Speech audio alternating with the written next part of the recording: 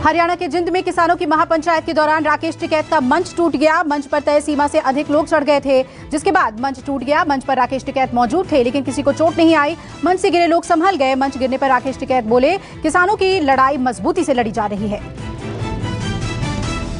जिंद की महापंचायत में हजारों की संख्या में किसान पहुंचे। राकेश टिकैत के लिए किसानों ने नारेबाजी की। राकेश टिकैत का जबरदस्त स्वागत किया गया। हरियाणा के जिंद में जारी महापंचायत में तीनों कृषि कानूनों के खिलाफ प्रस्ताव पारित हुआ। इसमें कानून वापसी, एमएसपी, किसानों पर दर्ज केस वापसी की मांग की गई है।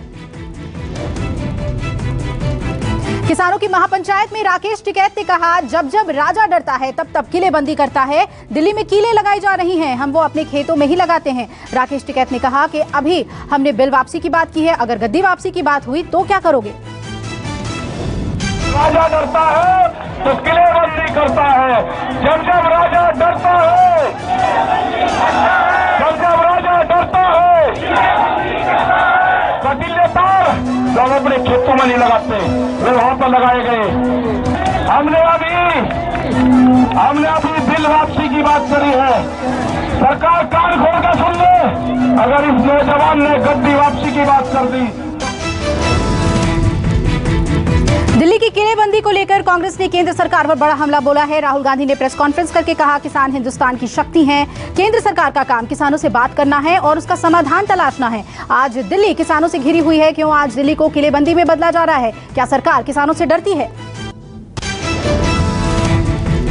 6 फरवरी को चक्का जाम के बहाने फिर हिंसा फैल सकती है। खुफिया रिपोर्ट ने अलर्ट जारी किया। खुफिया अलर्ट मिलने के बाद दिल्ली पुलिस ने एहतियातन तगड़े सुरक्षा इंतजाम शुरू किए। सड़कों पर कीलें बिछाई गई, बैरिकेड पर कटीले तार लगाए गए हैं। किसानों के विरोध प्रदर्शन को देखते हुए टिकरी बॉर्डर पर भी सुरक्षा कड़ी की गई। पुलिस ने कटीले तार लगाकर बैरिकेडिंग बढ़ा दी है।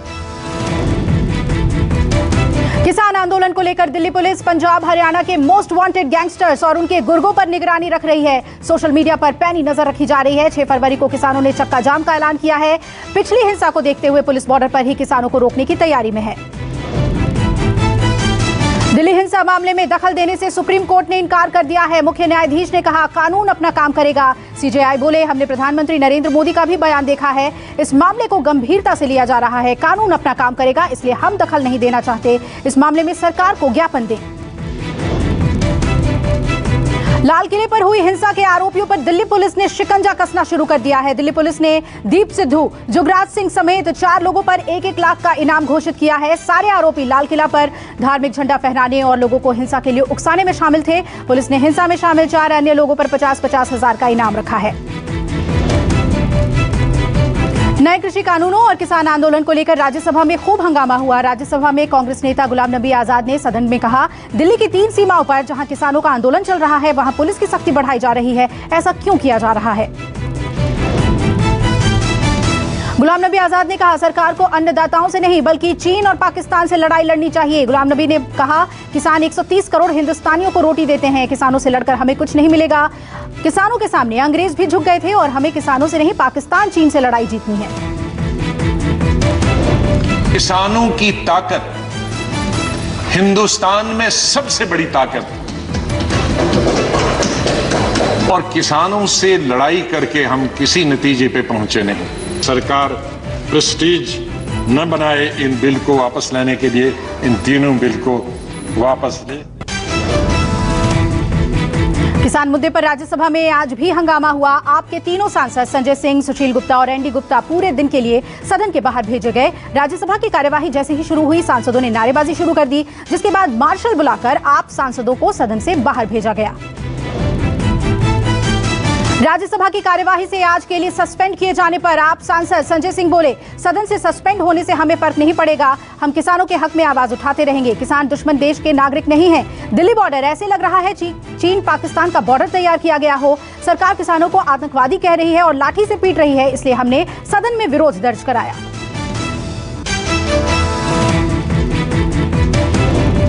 आतंकवादी कह रहे हैं, उनको आप गद्दार कह रहे हैं, उनको आप किसान होने के बावजूद लाठियों से पीट रहे हैं, उनकी आंखें फोड़ रहे हैं, आंसू गैस के गोले छोड़ रहे हैं। देशद्रोह, इतना अत्याचार, इतना जुल्म, इतनी जाति इस सरकार ने कर दी है कि इनके आगे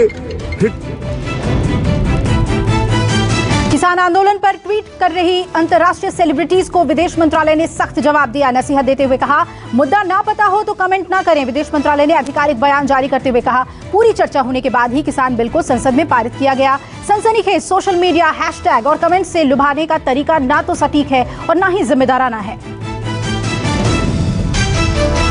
कल पॉप स्टार रिहाना ने एक रिपोर्ट का लिंक शेयर करते हुए आंदोलन के दौरान इंटरनेट सेवा रोके जाने पर सवाल उठाया था, जिसके बाद रिहाना का ट्वीट ट्रेंड होने लगा। रिहाना के ट्वीट के बाद पर्यावरण एक्टिविस्ट ग्रेटा थनबर्ग ने भी किसान आंदोलन को लेकर ट्वीट कर दिया। ग्रेटा ने ट्विटर पर लिखा, हम भारत में जारी किसान आंदोलन के साथ एकजुटता के साथ खड़े हैं। किसान आंदोलन को लेकर इंटरनेशनल पॉप स्टार रिहाना के ट्वीट पर बॉलीवुड भड़का। अक्षय कुमार बोले, मतभेद पैदा करने वाले किसी व्यक्ति पर ध्यान ना दिया जाए। अजय देवगन ने ट्वीट कर कहा, भारत और उसकी नीतियों के खिलाफ प्रोपेगेंडा से बचें। जबकि क्रिकेटर प्रज्ञान ओझा ने ट्वीट कर रिहाना को कहा, अपने काम से मतलब रखो। मेरा देश किसानों पर गर्व करता है और जानता है कि किसान कितने महत्वपूर्ण हैं। सांसद मनोज तिवारी ने किसान आंदोलन पर पॉप सिंगर रिहाना से बहस का चैलेंज किया। कहा कि किसी विदेशी को इस मामले में दखल नहीं देना चाहिए। रिहाना पर मनोज तिवारी ने कहा कि पूरी जानकारी नहीं है, सरकार किसानों पर संवेदनशील है। आंदोलन के पीछे कुछ विदेशी शक्तियां हैं, तो विदेशी शक्तियों का तो हाथ दिख रहा है, बट हम बहुत पॉजिटिव नोट पे कल भी, आज भी और आने वाले कल भी हम इनको ये बताते हुए कि आप दूसरे देश के मामलों में दखल ना दें। आर्टिस्टों को तो बिल्कुल नहीं देना चाहिए। फिर भी अगर कुछ शक्तियों ने गलत जानकारी दी है तो हम उनके साथ उनको समझाने को, इस टॉपिक पे बात करने को तैयार हैं। बेंगलुरु में एशिया का सबसे बड़ा एयर शो हुआ और पहले दिन आसमान में दिखा आत्मनिर्भर हिंदुस्तान का दम। बेंगलुरु एरो इंडिया शो में गरजे देश में बने विमान और हेलीकॉप्टर्स। सूर्य किरण ने दिखाया आसमान में अद्भुत नजारा। रूस की मदद से भारत में ही तैयार किया जा रहा सुखोई लड़ाकू विमान भी आसमान में गरजता हुआ दिखाई दिया। बेंगलुरु में पूरी दुनिया आसमान में आत्मनिर्भर भारत की उड़ान देख रही है। एरो शो में आत्मनिर्भर फॉर्मेशन से शुरुआत हुई। रक्षा मंत्री राजनाथ सिंह समेत तीनों सेना प्रमुख के सामने एरो शो का आगाज हुआ। आज से शुरू हुआ एरो शो 5 फरवरी तक चलेगा। एरो शो हर 2 साल में एक बार आयोजित होता है, जिसमें रक्षा क्षेत्र से जुड़े देश दुनिया की कई कंपनियां हिस्सा लेती हैं।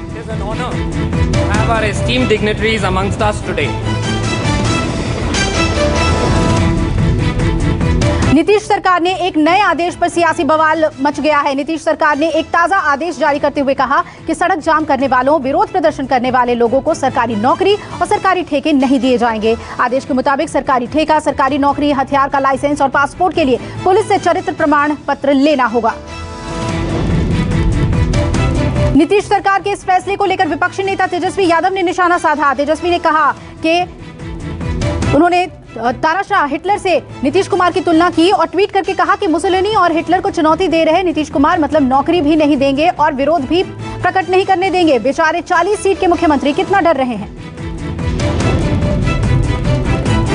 पटना में पिछले महीने हुए हाई प्रोफाइल रुपेश हत्याकांड को पुलिस ने सुलझाने का दावा किया है। पुलिस ने शूटर समेत 3 लोगों को गिरफ्तार किया। सूत्रों के मुताबिक रोड रेज की वजह से रुपेश की हत्या हुई थी। चोरी की बाइक से रुपेश की कार टकराई थी। रुपेश और आरोपी के बीच कहासुनी के बाद गुस्से में रुपेश की हत्या की साजिश रची गई।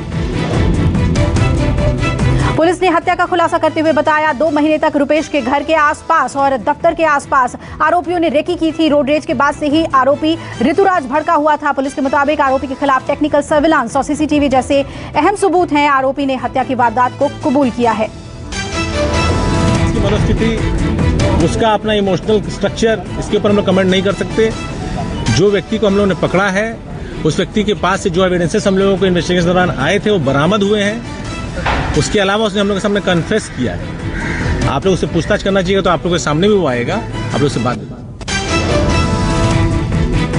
असम के बोंगाई गांव में रेलवे स्टेशन पर 1000 जिंदा कारतूस बरामद किए गए। संदिग्ध बैग को देखते हुए जीआरपीएफ के जवानों ने बैग की तलाशी ली, जिसके बाद कारतूस बरामद हुए। पुलिस के मुताबिक गोलियों को नागालैंड के दीमापुर से बिहार के बक्सर जिले में ले जाया जा रहा था। अवैध असलहे मिलने के बाद सुरक्षा सख्त कर दी गई है।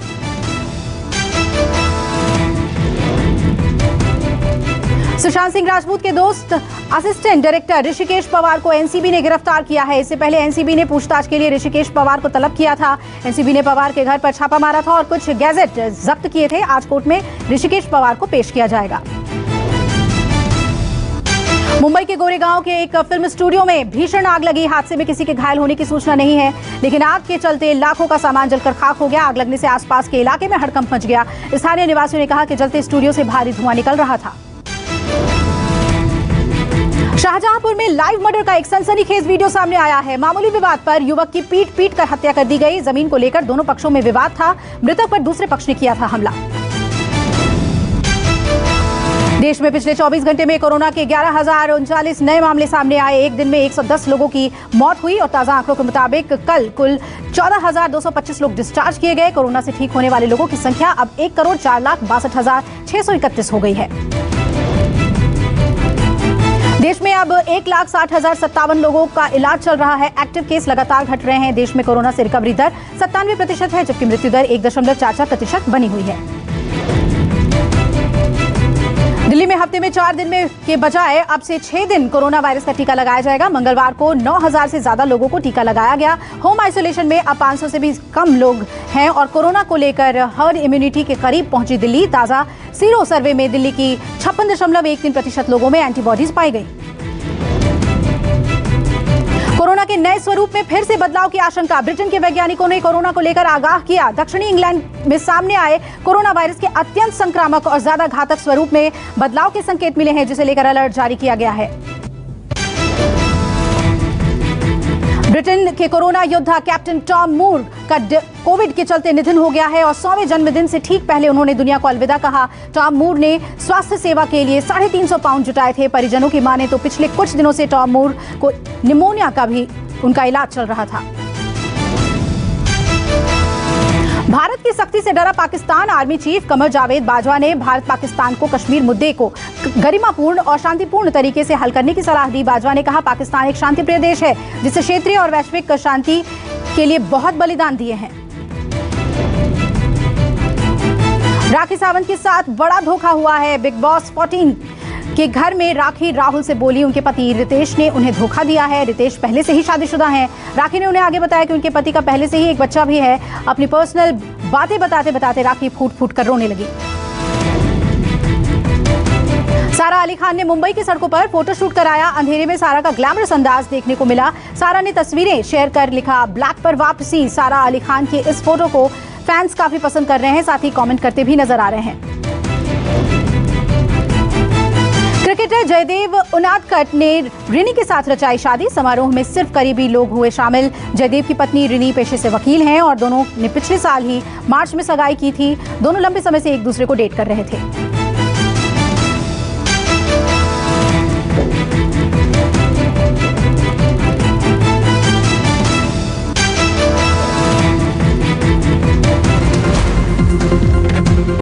नमस्कार, मैं हूं मानक गुप्ता।